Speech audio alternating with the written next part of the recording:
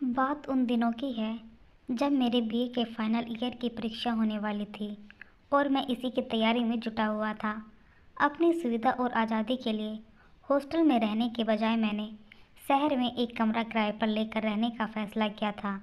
शहर में अकेले रहना बोरिंग हो सकता है, यही सोचकर मैंने अपने साथी मंजीत को अपना रूममेट बना लिया था। फाइनल ईयर का इम्तिहान सिर पर था, इसलिए मैं इसी में बिजी रहता था, पर मंजीत को इसकी कोई परवाह नहीं थी। वह पिछले हफ्ते अपने घर से आया था और अब उसे फिर वहीं जाने की धुन सवार हो गई थी। जब मंजीत अपने घर जाने के लिए निकल गया तो मैं भी पढ़ाई में मस्त हो गया। अभी आधा घंटा भी नहीं बीता होगा कि मंजीत लौटकर मुझसे बोला, भाई यह बता कि अगर किसी की मदद की ज़रूरत हो तो उसकी मदद करनी चाहिए या नहीं। मंजीत और मदद, मुझे हैरत हो रही थी क्योंकि किसी की मदद करना उसके स्वभाव के बिल्कुल उल्टा था, पर पहली बार उसके मुंह से मदद शब्द सुनकर अच्छा लगा। मैंने कहा, बिल्कुल, इंसान ही इंसान के काम आता है। ज़रूरतमंद की मदद करने से बेहतर और क्या हो सकता है। पर आज तुम ऐसे क्यों पूछ रहे हो? तुम्हारे घर जाने का क्या हुआ? यार बात यह है कि मैं घर जाने के लिए टिकट खरीदकर जब प्लेटफॉर्म पर पहुंचा तो देखा कि एक औरत अपने 2 बच्चों के साथ बैठी रो रही थी। मुझसे सहा ना गया और पूछ बैठा, आप क्यों रो रही हो? उस औरत ने जवाब दिया, मुझे अहमदाबाद जाना है। इस समय वहाँ जाने वाली कोई गाड़ी नहीं है। अगली गाड़ी के लिए मुझे कल सुबह तक का इंतज़ार करना होगा। मैंने पूछा, तो इसमें रोने वाली क्या बात है? मंजीत ने उस औरत की बात को और आगे बढ़ाया। वह बोली थी, रात के 8 बज चुके हैं। मैं जानती हूँ कि 9 बजे के बाद ये स्टेशन सुनसान हो जाता है। मेरे साथ 2 बच्चे भी हैं, कोई अनहोनी ना हो जाए, यही सोच सोचकर मुझे रोना आ रहा है। हम इस स्टेशन पर रात कैसे गुजारेंगे?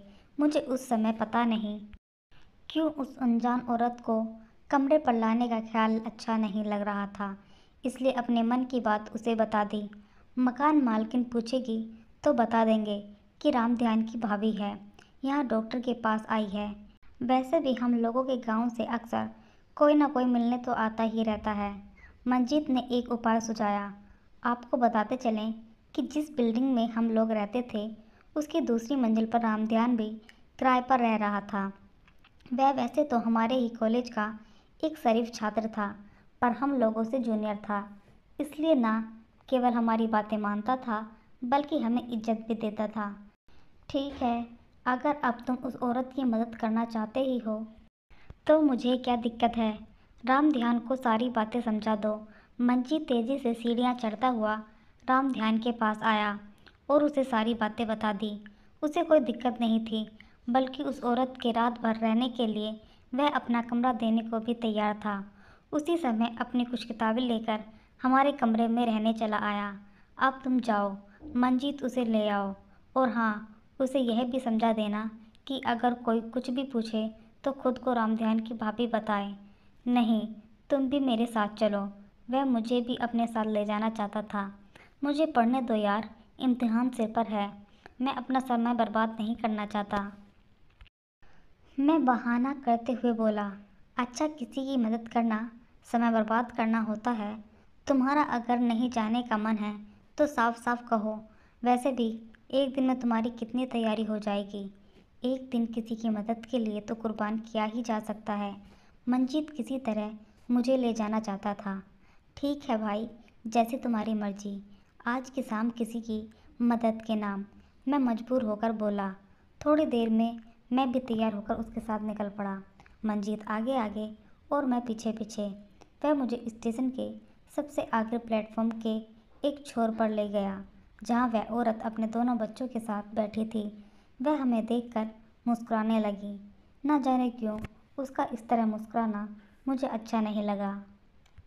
मैं सोचने लगा कि ना जाने कैसी औरत है, पर उस समय मुझसे कुछ बोला नहीं गया। स्टेशन से बाहर आकर मैंने 2 रिक्शे वाले को बुलाया। वह औरत बोली, 2 रिक्शों की क्या ज़रूरत है, एक ही में एडजस्ट कर लेंगे। बेकार में ज़्यादा पैसे खर्च कर रहे हैं। पर हम एक ही रिक्शे में कैसे चलेंगे? मैंने सवाल किया। वह बोली, देखिए ऐसे चलेंगे, कहकर वह रिक्शे की सीट पर ठीक बीचों बीच बैठ गई और दोनों बच्चों को अपनी गोद में बिठा लिया। आप दोनों मेरे दोनों ओर बैठ जाइए। वह हम दोनों को देखकर मुस्कुराते हुए बोली। मुझे इस तरह बैठना अच्छा नहीं लग रहा था, पर उस दौर में पैसों की बड़ी किल्लत थी। उस समय इस तरह से कुछ पैसे बच रहे थे तो क्या बुरा था।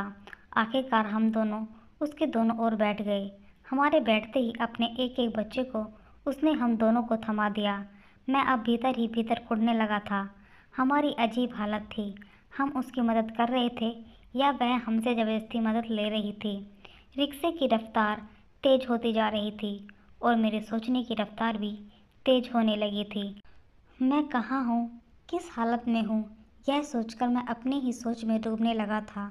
ना जाने क्यों मुझे बार बार यह ख्याल आ रहा था कि कहीं हम कुछ गलत तो नहीं कर रहे हैं। कमरे पर पहुँचते पहुँचते रात के 8 बज चुके थे। मंजीत ने उसे सारी बात समझाकर राम ध्यान के कमरे में ठहरा दिया। मैंने मंजीत से कहा, भाई जब ये हमारे कमरे में आ गई है तो इसके खाने पीने का इंतज़ाम भी तो हमें ही करना पड़ेगा। जाओ होटल से कुछ ले आओ। मंजीत खुशी खुशी होटल की ओर चल पड़ा। मुझे बड़ा अजीब लग रहा था कि मंजीत को आज क्या हो गया है, पर मैं चुप था।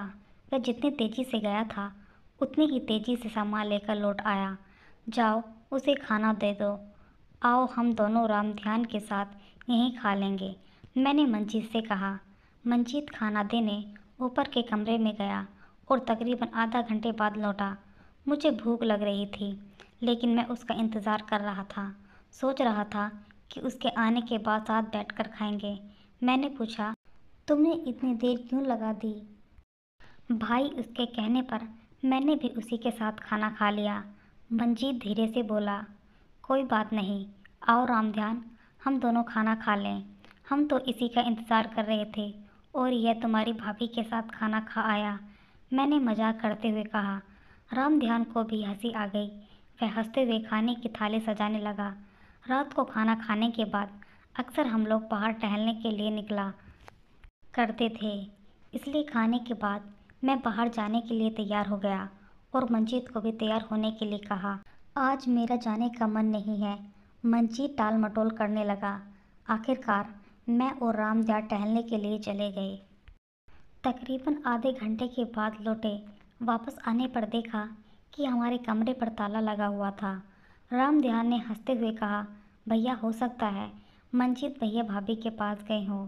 हाँ हो सकता है, जाकर देख, मैंने राम ध्यान से कहा। थोड़ी देर बाद राम ध्यान और मंजीत हंसते मुस्कुराते सीढ़ियों से नीचे आ रहे थे। भाभी जी बहुत मजाकिया हैं, भाई सच में मज़ा आ गया, मैंने मंजीत से कहा। अब हंसना छोड़ो और जल्दी कमरा खोलो। दोनों हंस रहे थे, पर मुझे गुस्सा आ रहा था।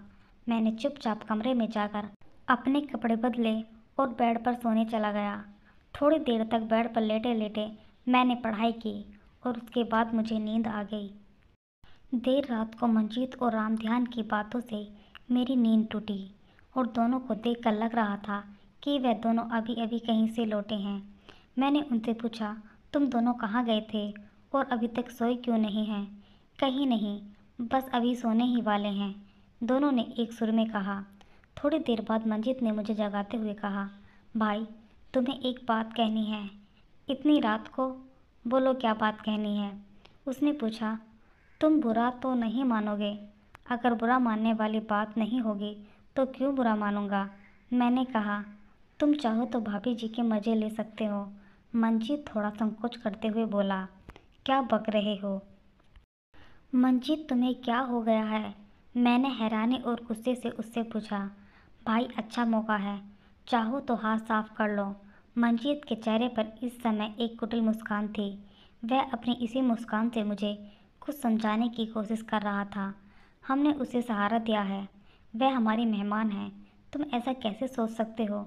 मैंने उसे समझाते हुए कहा। इस तरह भी हम उसकी मदद कर सकते हैं। मैंने उसे बात कर ली है, एक बार के लिए 200 में सौदा पक्का हुआ है। वह मुझे ऐसा बता रहा था जैसे कोई बड़ा उपहार भेंट करने जा रहा हो। मुझे तुम्हारी सोच से घिन आती है मंजीत, आखिर तुम अपने असली रूप में आ ही गए। मुझे हैरत हो रही थी कि तुम भला किसी की मदद कैसे कर सकते हो। अब तुम्हारी असलियत सामने आई। मुझे पहले से ही शक हो रहा था, पर मैं यह सोचकर चुप था कि चलो एक अच्छा काम कर रहे हैं। अच्छा, क्या खाक कर रहे हैं?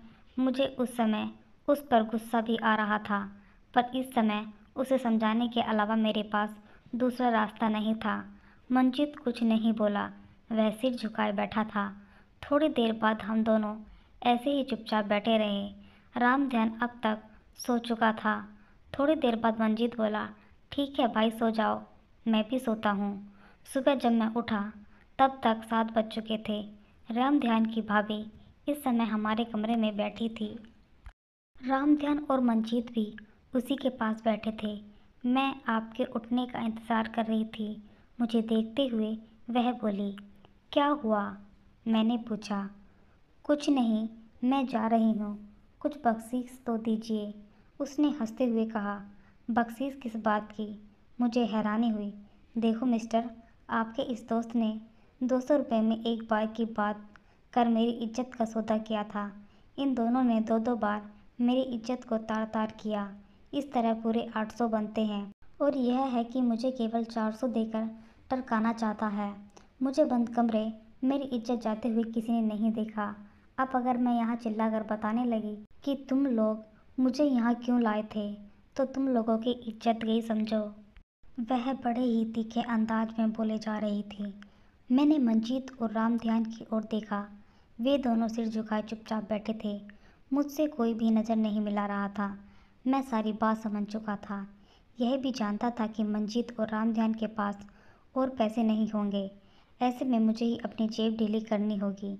मैंने अपना पर्स निकाला और उसे 400 देते हुए बोला, लीजिए अपने पैसे।